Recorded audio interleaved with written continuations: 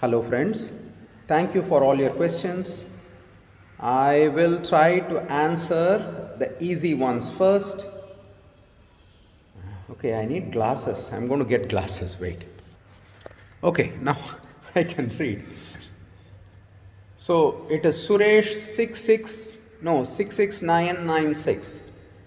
He's asking me, sir, I'm currently trying out intermittent fasting, but I'm having few issues such as headache. Could you let me know how you managed it and your general experience with intermittent fasting? My suggestion to anyone who's trying to do intermittent fasting or not, it doesn't matter. Even if you're not doing intermittent fasting, you have to wean yourself of sugar and refined flour. Is that even a proper sentence? You have to wean yourself off. Maybe it is. Some language expert can opine on that, but I hope what I said makes sense. First, you have to learn how to quit sugar and refined flour, which is maida. We call it maida in India. Until you do this, it will be nearly impossible to do any kind of extended fasting, and it will become so easy if you develop this skill. So, the first thing you have to do is stop eating sugar and white flour. And during the initial stages, you should supplement your diet with lots of fruits so that you don't have that withdrawal symptom that comes from having eaten sugar and white flour for so many years. So I hope this makes sense. So until such time you develop that skill, it is going to be really difficult for you. Now let's look at the next question. I'll save the most difficult question for last. Okay, HKPC Nair says, good to see you after a long time. Please let us know about your thoughts regarding what you think is real development. I don't know what is development. I can only talk about myself. The biggest thing, the greatest thing that I think that can happen to me is being peaceful and healthy. And there are saints who have been peaceful even when they were not healthy. So my answer itself betrays my ignorance. So I am not the right person to give you advice. But at this point of time in my life, I choose being peaceful and healthy as development. With regards to metro trains and cell phones and high speed internet connection and Google Pay and all those things, people have lived before us experiencing the same emotions that we experience now without all these things. People used to smile, they used to laugh, they used to fall in love, they used to get angry, they used to cry, they used to get depressed. All the things we do now, people before us also did. So I don't know how relevant development is to the human condition. So I don't know how to answer that question. Okay, Darun Doberman says, Vanakam back.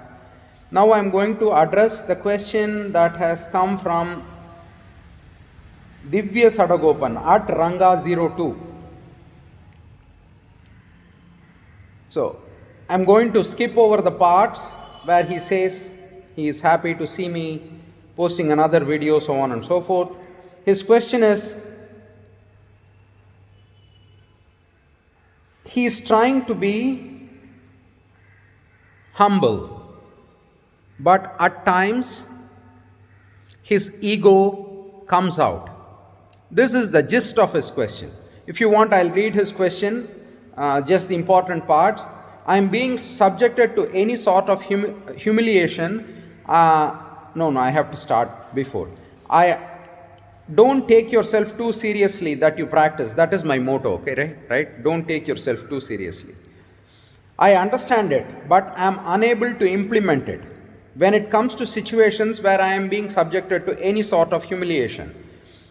I wish I could implement it as you do. You don't know me. Maybe I am not implementing it as well. So, first of all, don't measure yourself against other people. Life would be way more peaceful than it is now, right? So, all the other things, he's being really nice to me, but let's not waste our time on those things. So, here is the thing,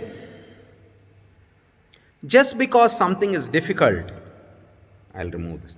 Just because something is difficult doesn't mean that we should stop trying to do it.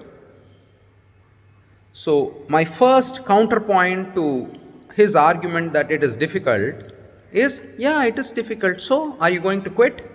So, if you quit, is there a chance of you achieving it?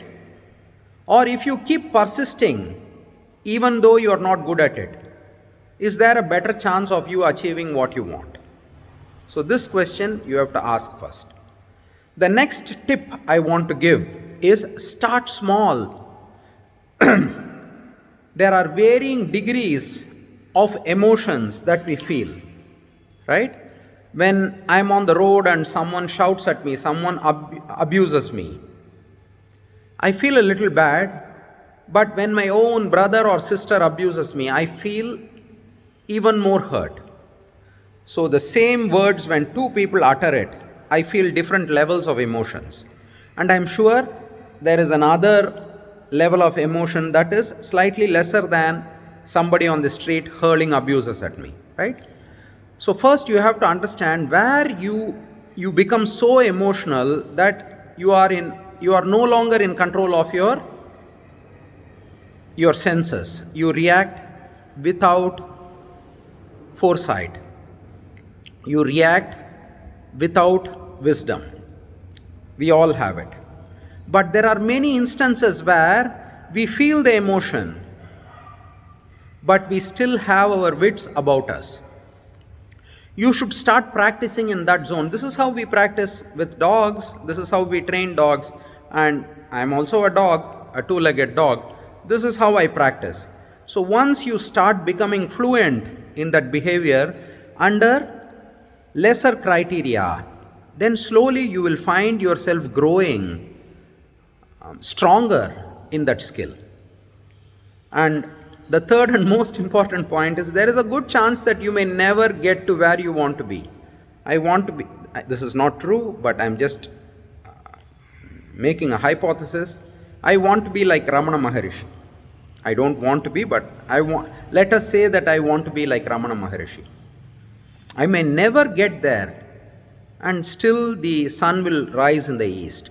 There is no problem. Don't take yourself too seriously. Even if you are not in control of your emotions, still the world will spin. Don't take yourself too seriously. Don't take your goals too seriously. Okay? So I hope this was of some use to someone. And if you have other questions, you can ask, and I will give you my opinion. Always remember, these are just opinions. I don't know anything. I am an idiot. And I don't say that flippantly. This is the truth. I am like that blind man. You know, we have read the story about the 5 blind men trying to find out how an elephant looks. I don't know whether children these days read that story. One man goes and hugs the leg and says that, hey, this animal looks like a pillar. I have hugged a pillar in my house. It looks like that. And then another man goes and hugs the trunk and says that, oh, this looks like a really flexible tree, something like that. And another man goes and touches its ear and he says that it looks like I don't know what you call it in English, moram, something we used to use in our household. I am a little bit like that. I'm just trying to feel my way through life, and I'm giving you just what I feel, and this is not the truth.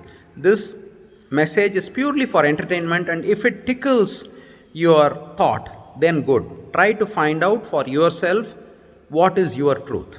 Okay? Bye-bye.